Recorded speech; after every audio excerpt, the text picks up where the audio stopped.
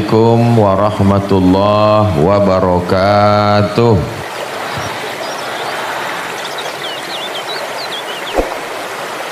Berikut peserta yang kelima. Kirimkan SMS Anda ke nomor berikut ini.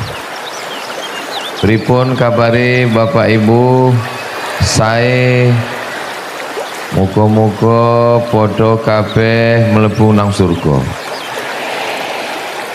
Amin ya rabbal alamin.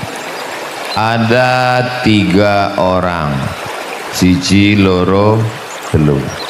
3 orang diundang oleh raja, tapi yang undang ini Raja Sumatera, bukan Raja Jawa. Sampai di istana, sing siji loro telu iki satu-satu dikasih pena, pulpen. Yang nomor siji ngomong, oh jauh-jauh ke istana kok cuman dikasih pulpen. Kalau tahu gini aku ya ora teko. Yang kedua ngomong, ya daripada nggak ada pena, nggak ada pulpen, nggak bisa nulis, ya dapat pulpen, alhamdulillah.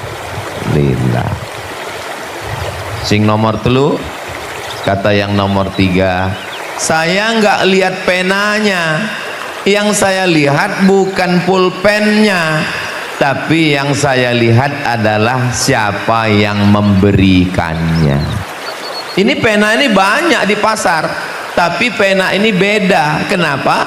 Karena pena ini pemberian sang raja, sehingga nanti saya di mana-mana bisa ngomong, itu pena bukan sembarang pena.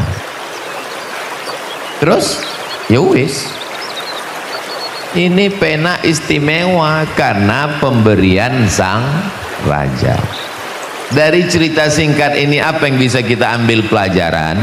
Kalau mau bersyukur jangan lihat bendanya, tapi lihatlah siapa yang memberikannya. Insya Allah ini rumus pertama bersyukur.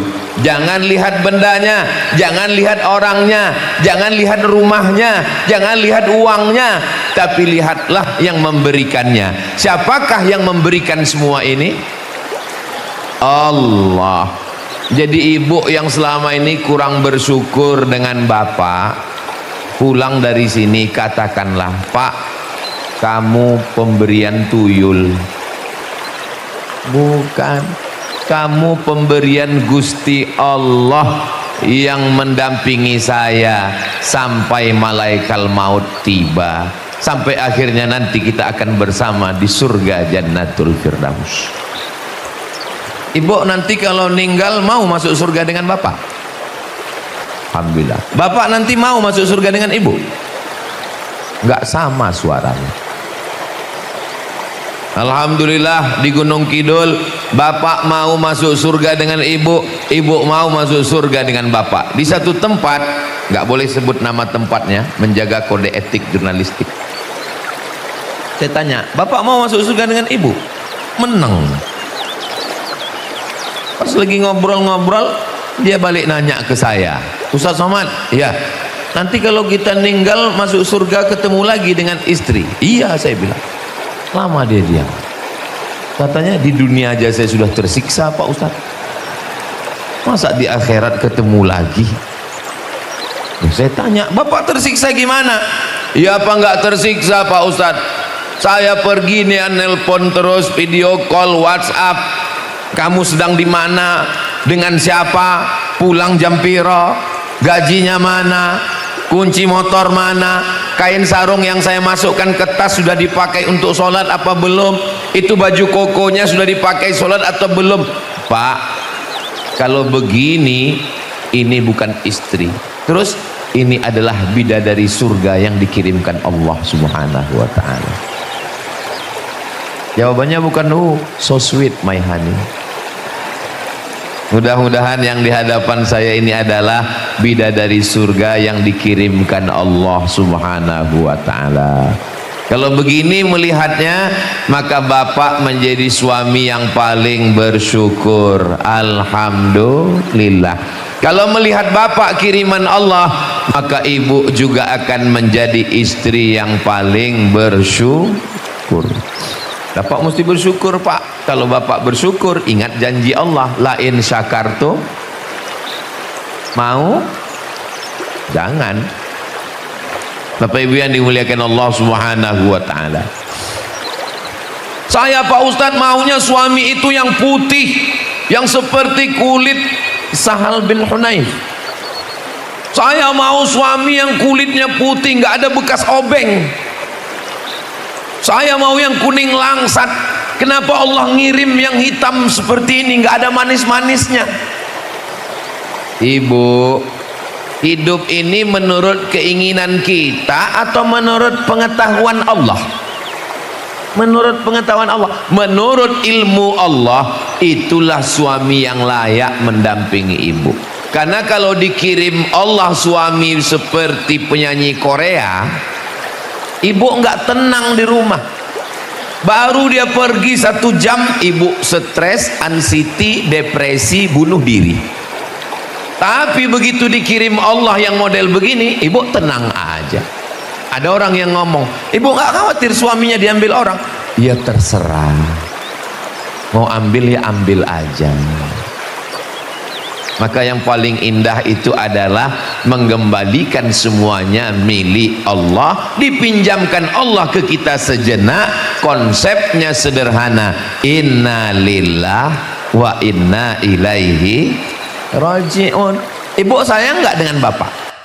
Sayang, tapi ada yang lebih sayang lagi dengan bapak. Siapa itu? Gusti Allah.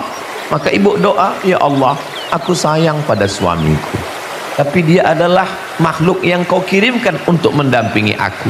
Maka kalau engkau mau ambil, ambillah ya Allah.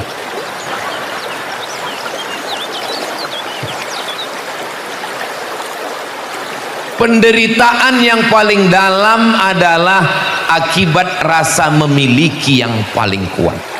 Semakin kuat rasa memiliki, semakin dalam duka cita. Maka jangan pernah ada melekat di dalam hati. Makanya setiap habis subuh kita baca sekali, habis maghrib dibaca sekali, mau tidur malam dibaca sekali. Lillahi ma fis samawati wa ma fil ardh. Apa saja yang ada di langit, apa saja yang ada di bumi, itu milik Allah. Dititipkan ke kita semua. Doakan supaya Abdul Somad bisa ngelakoni yang diomongin, yang diceramahkan. Karena ngomong ini mudah menggerakkan lidah, tapi meyakini dan mengamalkan ke dalam hati, mudah-mudahan kita bisa sama iso ngelakoni insyaallah. Amin ya rabbal alamin. Semua ini pemberian Allah. Allah yang beri semua. Maka tidak ada yang miskin, tidak ada yang kaya, tidak ada yang hina, tidak ada yang jumawa, tidak ada yang rendah, tidak ada yang rakyat jelata. Semuanya sama di hadapan Allah Subhanahu wa taala. Yang di bawah tidak merasa hina, yang di atas tidak merasa mulia. Kenapa? Karena pentas pemberian panitia. Ustadz Somad enak aja ngomong begitu. Ustadz kan di atas, Ustadz kan mulia. Sementara selesai acara, yo turun apa? Medun. Habis acara ya turun ke bawah. Memang mau setelah habis acara terus di sini. Datang panitia, Ustadz acara udah selesai. Enggak, saya nggak mau turun. Saya mau di sini aja. Ya tetap turun. Ibu bapak yang ada di bawah juga kalau selesai acara bisa naik ke atas. Cobalah nanti habis acara naik ke atas. Setelah naik ke atas ya biasa aja, nggak ada istimewa-istimewanya juga. Ibu nanti, bapak nanti selesai acara naik ke atas, suruh satu teman ambil syuting kamera di bawah, terus sampai ke atas. Ternyata tempat Ustadz Salim tadi, tempat Ustadz Somad tadi, tempat Ustadz Faizar tadi, tempat Ustadz Ahmad tadi, nggak ada apa-apanya guys. biasa aja kali. Jadi kalau kita melihat segala sesuatu ini milik Allah, pemberian Allah, insya Allah kita menjadi orang yang bersyukur. Jadi Ustaz Somad konsep hidupnya selama ini ya begitu. Saya selalu merasa bahwa ini adalah semuanya pemberian Allah, sampai masanya nanti diambil Allah, dipinjamkan Allah sejenak. Ada makhluk yang namanya ruh. Ruh ini dititipkan Allah ke dalam jasad Abdul Somad. Dengan adanya ruh bersemayam dalam jasad, dalam badan, jantungnya jadi berdegup dan berdetak. Di jantung dada sebelah kiri. Bapak Ibu yang mau ngerasakan silakan. Masih terasa? Alhamdulillah. Masih ada, Pak. Detak jantung yang normal bunyinya begitu, tapi ada juga yang kencang. Itu biasanya kencang itu disebabkan dua. Yang pertama jatuh cinta, yang kedua jatuh tempo. Tapi kalau saya lihat dari tadi Ustadz Salim mancing, Ustadz Faizar mancing, Ustadz Hamad mancing dengan kulkas tetangga kita yang kedinginan, Ustadz Lukman juga. Kalau saya lihat dari pancingan mereka, ini orang Gunung Kidul, dari tawanya itu, dari senyumnya itu kelihatan nggak ada yang punya utang. Nah kan lepas. Kalau orang punya utang nggak bisa gini ketawanya. Saya pernah mancing orang punya utang. Pendek aja, senyum pun dikit aja. Apa Pak Ego, pripun kabare? Tak bisa. Tapi hari ini dari senyumnya, dari lepasnya, mereka semua menjadi hamba Allah yang bersyukur bahwa semua adalah milik Allah, bukan punya kita. Kalau memang Tuhan itu ada, apa kerja Tuhan sekarang? Datang seorang mulhid, ateis, nggak percaya sama Tuhan. A, tidak. T, Tuhan. Is, keyakinan. Ateis, nggak percaya dengan Tuhan. Datang dia berdiri di atas pentas, lalu dia tantang ulama-ulama, para kiai, para alim, para ulama, hadratil muhtaramin wal mukarramin. Kalau memang Tuhan itu ada, apa kerja Tuhan sekarang? Kebetulan di bawah itu ada Imam Abu Hanifah, imam paling tua di antara 4 mazhab, jenenge Imam Hanafi. Kata Imam Hanafi, boleh saya naik ke atas sebentar? Boleh. Imam Hanafi naik ke atas. Boleh kamu turun ke bawah sebentar? Boleh. Dia turun. Terus apa maksudnya? Itulah kerja Tuhan sekarang. Tu'izzu man tasya wa tudhillu man tasya. Orang baik naik ke atas, orang jahat turun ke bawah. Ini semua milik Allah. Tapi jangan gara-gara ini lalu ada anak-anak muda yang hadir ini, ceramahnya benar, ayatnya benar, hadisnya benar, tapi tafsirnya sesat. Pulang dari ngaji, lihat pohon mangga tetangga. Alhamdulillah. Dia nggak tahu yang punya lihat pakai CCTV. Kenapa kamu ambil mangga saya? Lillahi ma fis samawati wa ma fil ardh. Semua yang ada di langit, yang ada di bumi milik Allah.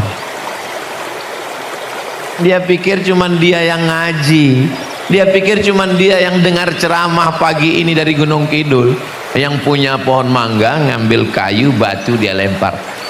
Kenapa kamu lempar? Lillahi ma fis samawati wa ma fil ardh. Emang kamu sangka saya nggak ikut? Memang saya nggak hadir, tapi saya streaming dari rumah tahu. Saya kan nonton tadi di channel Ustadz Abdul Somad Official. Subscribe, like, share, and comment.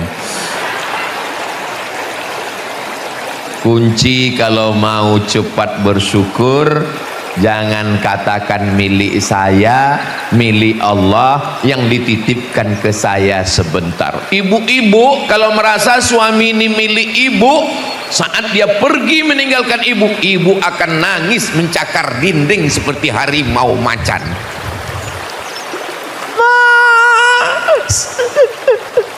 Tanya sama tetangga, kamu nangis kenapa? Warisannya sedikit. Tapi kalau ibu meyakini ini hanyalah titipan Allah, pemilik aslinya Allah, ibu akan tegar melihat jenazahnya. Ibu nggak nangis. Memang sudah lama ku tunggu. Kenapa Allah lama banget ngambil dia ya? Ini titipan kok nggak diambil-ambil.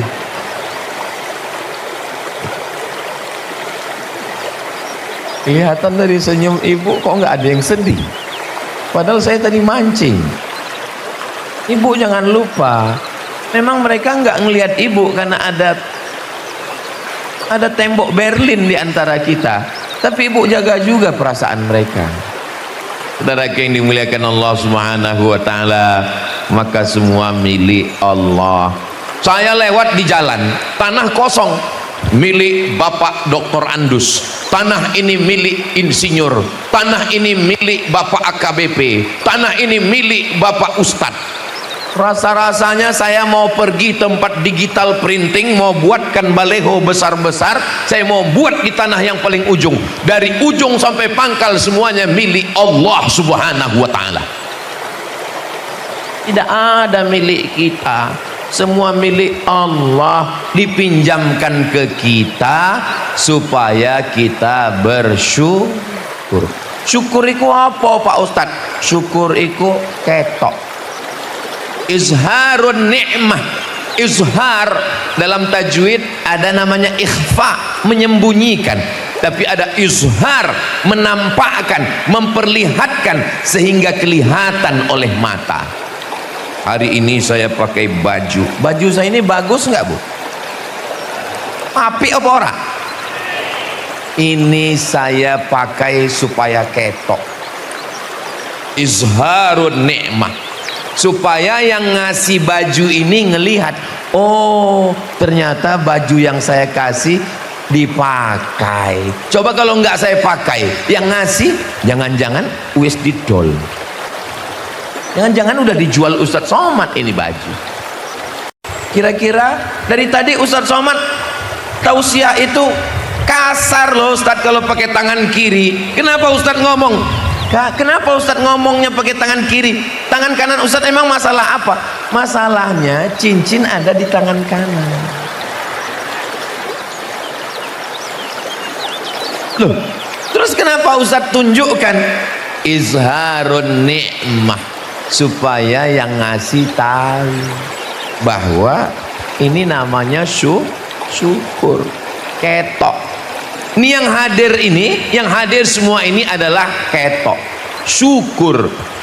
Ini yang hadir ini mau ngasih tahu pada Allah Subhanahu wa taala, ya Allah, aku si urip, aku masih hidup, aku masih ada, sehatku masih ada, nyawaku masih ada. Kalau tablik akbar malam ramai biasa, tablik akbar di masjid ramai biasa, tablik akbar di gedung ramai biasa, tablik akbar subuh ramai biasa, tablik akbar siang panas ramai, itu hanya di Gunung Kidul.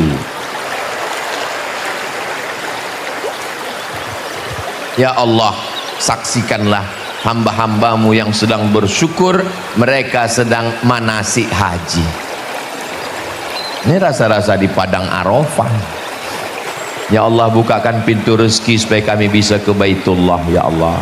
Amin ya Rabbal Alamin. Kunci pertama, kembalikan semuanya kepada Allah. Inna lillah wa inna ilaihi raji'un. Insya Allah kalau jurus ini dipakai, kita akan menjadi orang yang bersyukur. Suami titipan Allah, istri titipan Allah, anak titipan Allah, mobil titipan Allah, motor titipan Allah, rumah titipan Allah, ilmu titipan Allah. Ilmu, hafalan kuat, ingat segala sesuatu, ingat nomor HP, ingat nama orang. Pakai motor jalan sore-sore, lupa pakai helm, jatuh, hilang semua. Error. Teman saya, Mat, iya bang, iya mas, aku iki hafal Quran 30 juz dulu waktu di Mesir, Somat. Tapi pas pulang ceramah pakai motor lupa bawa helm, jatuh, yang tinggal Al-Fatihah. Lalu saya ngomong ke dia, "Bang, Mas, di kampung saya kalau ada radio yang kresek-kresek itu biasanya dipukul sekali lagi suaranya muncul." Saya bilang, "Coba jatuhkan sekali lagi, mana tahu memorinya muncul." Dia bilang saya khawatir jangan-jangan semuanya jadi hilang. Saudaraku yang dimuliakan Allah Subhanahu wa taala, maka setiap melihat apapun menyebut nama Allah. "Oh, ini anak kamu ya?" "Iya." "Ganteng ya?" "Siapa dulu papanya?" Lupa sama Allah, bisa kena ain. Ingat pesan Ustadz Faizar, "Ini anak kamu?" "Iya." "Cantik ya?" "Siapa dulu mamanya?" Kembalikan kepada Allah. Alhamdulillah. "Loh, ini istri kamu?" "Alhamdulillah." Pas istrinya tanya, "Ini suami kamu?" "Innalillah." Jangan alhamdulillah wa syukrulillah, bersyukur padamu ya Allah. Itu enaknya kalau zikir ramai-ramai. Yang nggak hafal nggak ketahuan. Pas ditanya, "Kamu ingat?" "Ora." Terus tadi kok ngomong lip sync. Subhanallah walhamdulillah wala ilaha illallah wallahu akbar wala haula wala quwwata illa billahil aliyil azim. Kenapa zikir itu selalu dilantunkan? Subhanallah, engkau yang suci. Bukan, aku kotor, banyak dosa. Dosa mata, dosa telinga, dosa lisan, dosa hati, dosa pikiran. Subhanallah, yang suci itu cuma Allah. Kita ini kan cuman pelaku dosa yang belum ketahuan, yang belum ditangkap KPK. Kita ini kan pelaku dosa yang belum OTT, operasi tangkap tangan. Kita ini kan pelaku dosa yang Allah masih sayang, enggak ketahuan. Ujung-ujungnya, oh kamu. Jangan teruskan. Subhanallah. Kalau kita sudah meyakini diri kita kotor, yang suci Allah, kita akan bersyukur. Alhamdulillah. Subhanallah walhamdulillah. Dan tidak ada ini hanya bayang-bayang saja. Yang ada itu hanya Allah.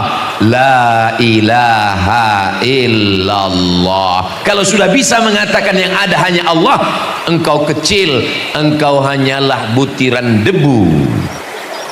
Wa takunul jibalu kal. Gunung Bromo, Gunung Merapi, Gunung Merbabu, Gunung Kidul seperti bulu kambing yang dihembus angin. Ambil bulu kambing, potong, letakkan ke telapak tangan, tiupkan ke wajah tetangga, kawan, jiran yang sombong. Pulang dari sini, mampir ke pasar tempat kambing, minta sama yang punya kambing, "Mau beli kambing?" "Enggak, ngambil bulunya aja." Pesan Ustadz Somad, dikit ambil, pergi pulang, mana tetangga yang merasa dirinya besar, yang angkuh, yang sombong, bilang sama dia, watakunul jibalu kal ihnil mamfush. Kalau Gunung Bromo, Gunung Kidul, Gunung Merapi, Gunung Merbabu, Gunung Kidul hanya seperti bulu kambing yang ditiup angin, lalu kamu Abdul Somad bukan apa-apa dan bukan siapa-siapa. Allahu Akbar. Kalau bisa meyakini Allah Maha Besar, puncaknya adalah la haula wala quwwata illa billah. Tadi acara di alun-alun Gunung Kidul ramai, meriah, megah, 5 ustadz bisa satu majelis. Apa kata panitia? La haula wala quwwata illa billah. Mengucapkan la haula wala quwwata itu setelah acara, bukan waktu rapat pembentukan panitia. Bapak Ibu jamaah Masjid Agung yang ada di Gunung Kidul, gimana nanti kita acara menyambut Maulid Nabi? La haula wala quwata. Bukan. Waktu sebelum acara mari kita semangat, tapi setelah acara datang pujian, datang sanjungan, maka kita katakan saya nggak ada apa-apanya, daya dan upaya, tidak ada satu langkah pun, tidak ada satu hayunan tangan pun, tidak ada satu kedipan mata pun, tidak ada satu bisikan telinga pun, tidak ada satu detak jantung pun, kecuali ada kekuasaan Allah. La haula wala quwata. Suami rajin cari nafkah jual es krim, diharapkan panas terik menyengat, ternyata hujan lebat, pulang suami, mohon maaf sayang, buah hati belayan jiwa, siang dan malam terbayang-bayang, makan tak kenyang, tidur tak lelap, aku nggak bisa bawa uang ke kamu hari ini. Apa kata istrinya? Wala haula wala quwata illa billahil aliyil azim. Kita simpan di freezer mas, besok kita jual, mudah-mudahan esok panas. Setelah suaminya mandi nanya, gimana makan siang kita dek? Wala haula wala quwata illa billahil aliyil azim. Mudah-mudahan kita cepat mengembalikannya kepada Gusti Allah. Ini kunci yang pertama. Tadi saya mulai jam 9 kurang 15, sekarang sudah jam 9 lewat 15. Yang disampaikan baru satu. Ternyata ngomong di depan orang yang hatinya bersyukur, itu waktu tidak terasa berlalu. Saudaraku yang dimuliakan Allah Subhanahu wa ta'ala. Tadi Ustadz Salim saya lihat makan bubur, jangan apa katanya tadi. Saya nggak makan bubur itu karena dia bilang jangan. Terus Ustadz Lukman juga makan bubur. Habis itu mereka berdua ngomong surgawi banget. Ustadz, saya tetap makan tiwul karena itu mengenang masa kecil saya di kampung dulu. Saya suka makan tiwul tuh pakai kelapa, pakai gula merah, enak, rasanya sulit diungkapkan dengan kata-kata. Kalau kamu mau merasakannya, datanglah ke Gunung Kidul. Aku sudah, kamu? Masya Allah, tabarakallah. Ustaz nggak mau coba bubur ini Ustaz? Saya bilang, saya tidak ingin merusak rasa saya yang lama. Saya ingin menjaga rasa ini tetap ada. Saudara yang dimuliakan Allah Subhanahu wa ta'ala, saya nggak maksa Ustadz Lukman untuk makan tiwul, dan Ustadz Lukman pun nggak maksa saya untuk makan bubur. Yang penting kami sama-sama merasakan bahagia, karena tiwul dan bubur sama-sama datang dari panitia. Panitianya diciptakan Allah. Panitialah yang menggerakkan hati mereka untuk berbuat baik. Semoga panitia yang sudah bersusah payah, tetes peluh keringat air mata, berhari-hari mempersiapkan acara ini, semua supporter dan donatur kita diberikan istiqomah iman dan Islam, keluarganya sakinah mawaddah warahmah. Mereka yang buat acara ini tapi mereka tidak tampil ke depan. Nggak ada tuh dari tadi mereka tampil. Berikut ini mari kita dengarkan kata sambutan dari yang masang umbul-umbul. Nggak ada mereka tampil ke depan. Abdul Somad, engkaulah yang ceramah paling lama, engkaulah waktu yang diberikan 50 menit. Saya tadi dikasih tahu jangan lewat 50 menit. Engkaulah penceramah yang di syuting dengan kamera. Hidup kameranya. Alhamdulillah. Soalnya di tempat lain pernah juga, pas mau selesai saya tanya panitia, boleh minta rekamannya? Mohon maaf Pak Ustadz, itu kameranya mati. Tapi Abdul Somad, mungkin pahala ceramahmu sudah hilang karena riya, karena sum'ah, karena ujub. Riya mempertontonkan amal, sum'ah memperdengar-dengarkan amal, ujub merasa takjub dengan diri sendiri. Tapi ada orang di sana di balik layar, hatinya tidak pernah kotor, karena dia tidak pernah tampil ke depan. Di dunia boleh jadi kau yang viral Abdul Somad, kau yang ditonton orang Abdul Somad, tapi boleh jadi nun yang di belakang sana, yang tidak dapat tenda, yang tidak dapat tikar, yang duduk di atas tanah, mereka lebih dulu masuk surga daripada engkau Abdul Somad. Ini aminkan mereka ya Allah. Aduh,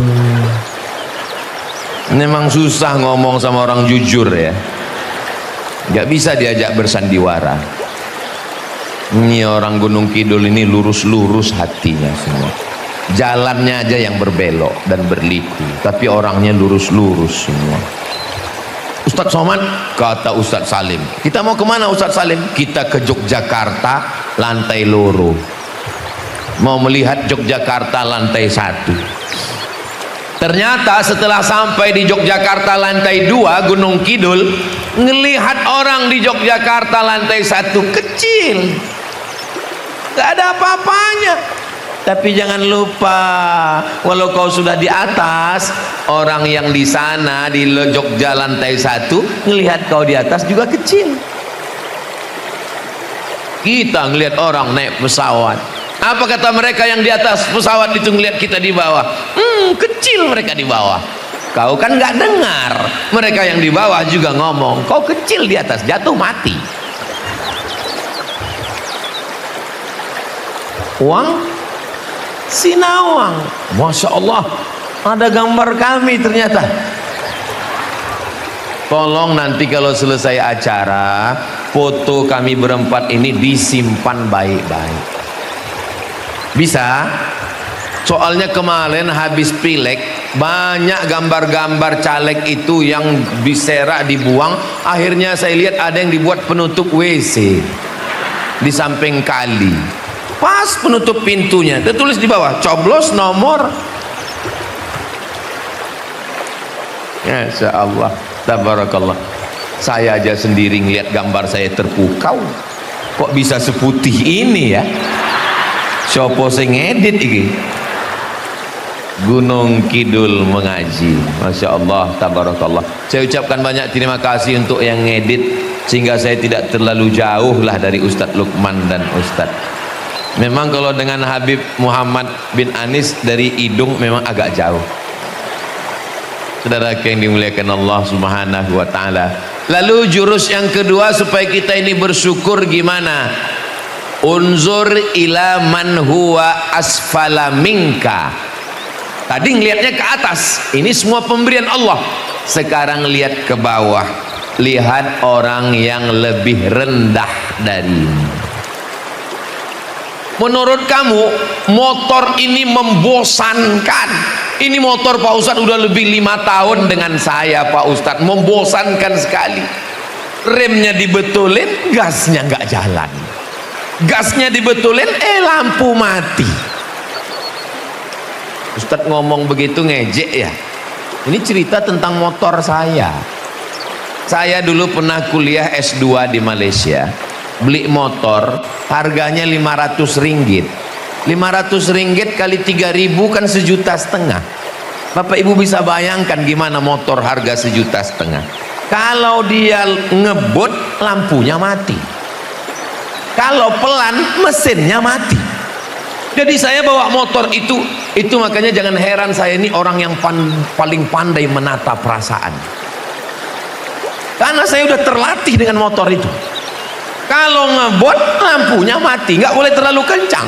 Kalau terlalu pelan, mesinnya mati. Maka dari rumah ke kampus nggak pernah ganti gigi.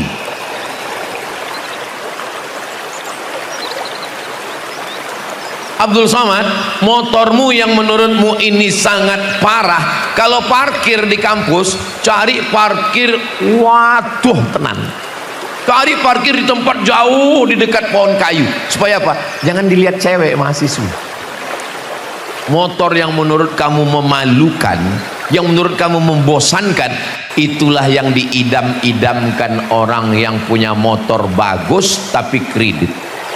Mudah-mudahan cepat lunas. Banyak juga yang kredit ternyata. Motor memang baru tapi klaksonnya kredit. Rumah yang menurut kamu rumah paling membosankan, ini rumah saya ini tipenya, tipe berapa ini? Ini tipenya 4L Pak Ustadz. Lo lagi, dapur ketemu, buka pintu ketemu, buka kamar langsung ruang tamu, langsung dapur. Rumah yang menurut kamu menjemukan, memuakkan, membosankan, itu adalah rumah yang dirindukan oleh teman-temanmu yang masih tinggal di rumah mertua, yang selera makannya hilang karena tatapan mata mertua. Kok ceramah Ustadz Somad ini gua banget ya? Jangan-jangan ada panitia yang bocorkan ini. Ustadz Somad adalah ustadz yang isi ceramahnya tidak bisa diintervensi, tidak bisa dibisik-bisiki macam-macam. Saya ngomong sesuai apa yang ada di pikiran saya. Jadi jangan pernah menduga-duga ini menyindir ibu mertua. Jangan ada di antara ibu yang tersinggung mendengar tausiah ini. Jangan-jangan, oh Ustadz Somad nyindir saya. Kunci dengar tausiah Ustadz Somad satu saja, ikhlaskan pada Allah, jangan sakit hati. Karena kalau sakit hati, ada beberapa jamaah tersinggung, sakit hati, pulang meninggal. Mudah-mudahan Bapak Ibu sehat walafiat, panjang umur semua.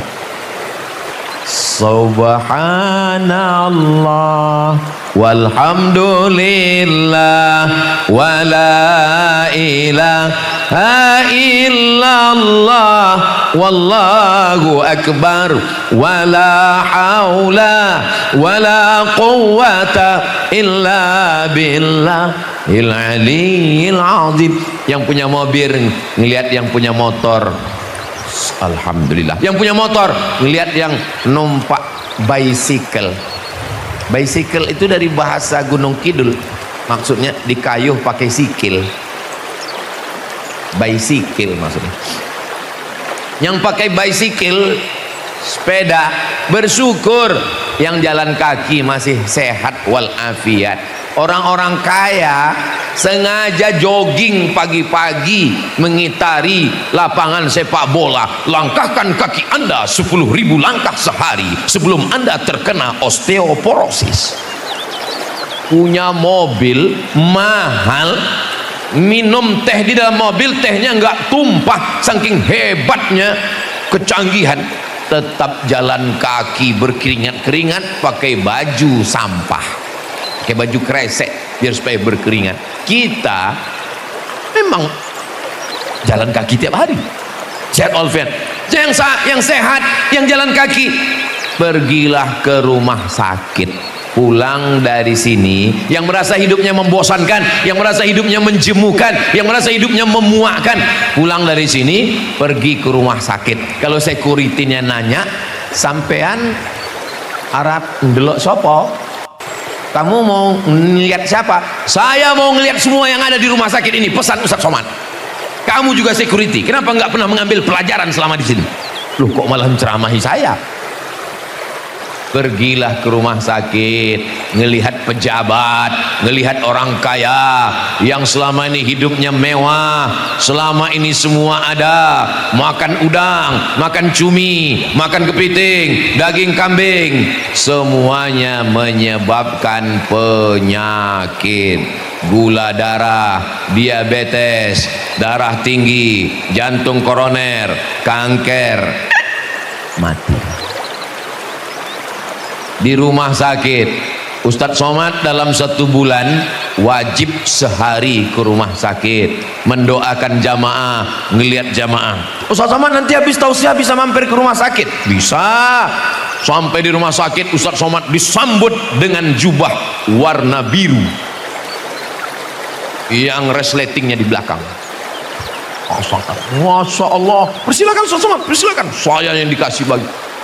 Pejabat-pejabat, orang-orang kaya, rombongan, nggak ada yang dikasih baju, cuman saya. Dibukakan pintu, silakan masuk Ustadz Somad. Saya lihat di atas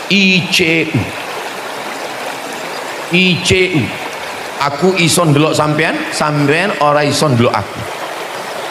Masuk ke dalam. Begitu saya masuk, pintu ditutup. Mereka ngelihat saya dari luar. Saya melihat mereka seperti ikan dalam akuarium. Ternyata mereka masukkan saya ke dalam ICU. Disitulah penyakit menular. Mereka nggak mau masuk, mereka takut. Nampaknya seperti menghormati saya, rupanya mereka mau membunuh saya. Di dalam ruangan itu sepi, sunyi. Yang selama ini orang kaya, pejabat-pejabat kalau ketemu ketawa, kiki. Di ruangan itu sunyi, sepi. Yang ada cuman suara mesin.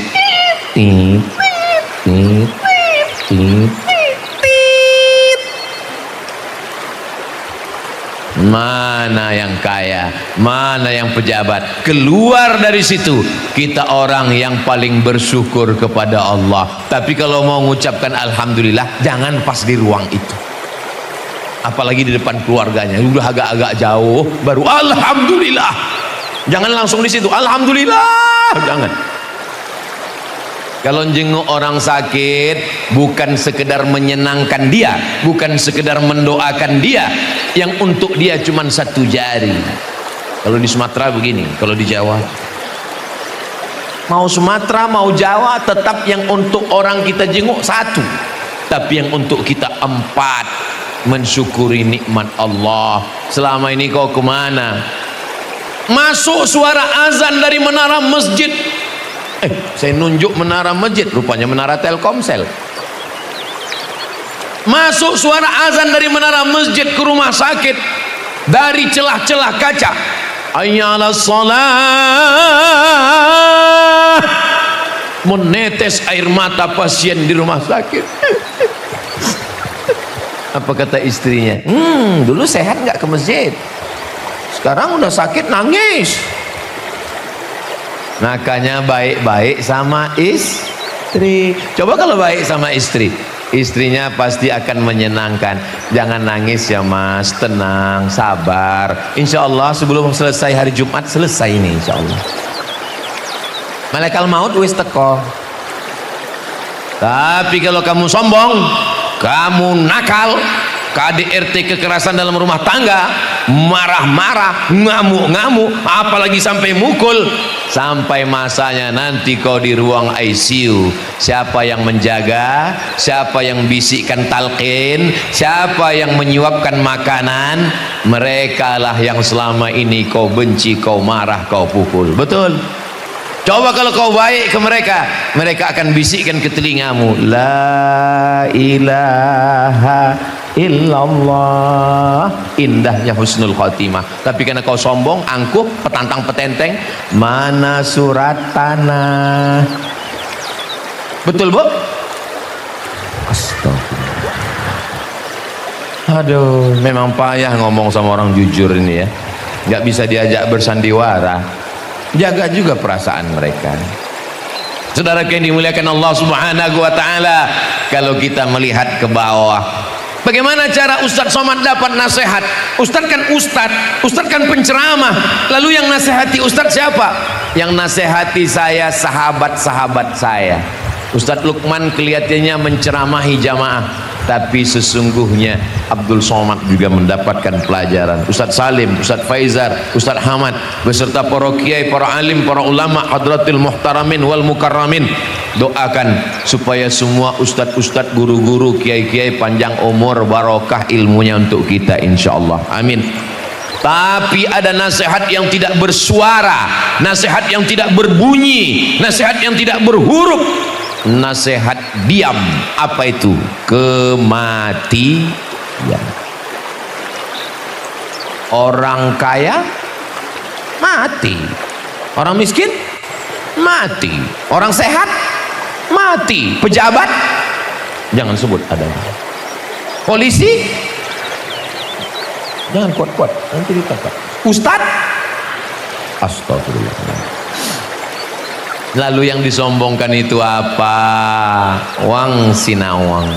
Kita semua akan menghadap Allah Subhanahu wa taala. Ustadz Somad ini kemarin di Kulon Progo, kemudian sore di Sleman, sekarang di Gunung Kidul, besok pagi di Merapi Merbabu, habis itu pulang ke Riau, terus lagi terbang ke Kalimantan Selatan. Ustadz istirahatnya kapan? Istirahatnya nanti di surga bersama kamu, Besti. Itu ucapan bapak ke ibu nanti kalau istrinya nanya terus, kamu kok nggak pernah istirahat mas, kamu kok lungo-lungo terus. Istirahatnya nanti bersama kamu sayang. Saudara yang dimuliakan Allah Subhanahu wa taala, menyenangkan hati orang, membahagiakan orang, bisa dengan harta, bisa dengan jabatan, bisa dengan kekuasaan. Kalau enggak bisa, idkhalus surur, membahagiakan orang. Saya tidak bisa membahagiakan dia dengan uang Pak Ustaz, dengan kata-kata yang menyenangkan hatinya. Nabi tidak pernah memanggil ya Aisyah, nah, dengan kata-kata, satu kata dipilih Nabi membahagiakan hatinya, ya Humaira. Humaira dari kata ahmar, merah. Humaira, wahai engkau yang kulitnya putih, kalau kena cahaya matahari kemerah-merah. Boleh saya panggil istri saya nanti pulang ya Humaira Pak Ustaz? Boleh. Pulang dari sini, ya Humaira, mana kopi emas? Tapi nggak enak Pak Ustaz, istri saya kan nggak putih. Nggak apa-apa, menyenangkan hatinya. Jangan terlalu jujur, nanti pulang ya Hajar Aswad. Sallallahu ala Muhammad, sallallahu alaihi wasallam, sallallahu ala Muhammad, sallallahu alaihi wasallam. Ya Nabi, salam alaika. Ya Rasul, salam alaika. Ya Habibi, salam alaika. Salawatullah alaika. 50 menit tausiah Ustaz Somad di Gunung Kidul. Pesannya dua, kalau mau bersyukur, pandang ke atas, semua dari Allah. Pandang ke bawah, ada orang yang lebih susah. InsyaAllah kita menjadi hamba Allah yang bersyukur, InsyaAllah, amin ya rabbal. Cuman kadang kalau kita kena panas, dehidrasi, kurang cairan, kadang nggak sesuai antara pendengaran dengan ikatan. Jangan-jangan nanti pas pulang, pas ditanya, kebetulan suaminya nggak ikut. Ditanya sama suami, apa tadi ceramah Ustaz Somad? Marilah menjadi hamba Allah yang bersyukur. Bersyukur. Terima kasih segala perhatian. Saya lihat jamaah masih tetap semangat ini. Kalau saya tausiah setengah jam lagi masih sanggup? Masih kuat? Saya nggak sanggup. Ini masih ada 3 hari lagi. Saya ke Yogyakarta dan sekitarnya 4 hari dalam setahun. Jumat, Sabtu, Ahad, Senin pulang. 3 malam saya nginap. Malam Sabtu, malam Ahad, malam Senin. Nggak boleh lebih, karena kalau lebih dikhawatirkan buka cabang Yogyakarta. Terima kasih segala perhatian, mohon maaf segala kesilapan. Mudah-mudahan kita istiqomah, bahagia dunia akhirat. Wassalamualaikum warahmatullahi wabarakatuh.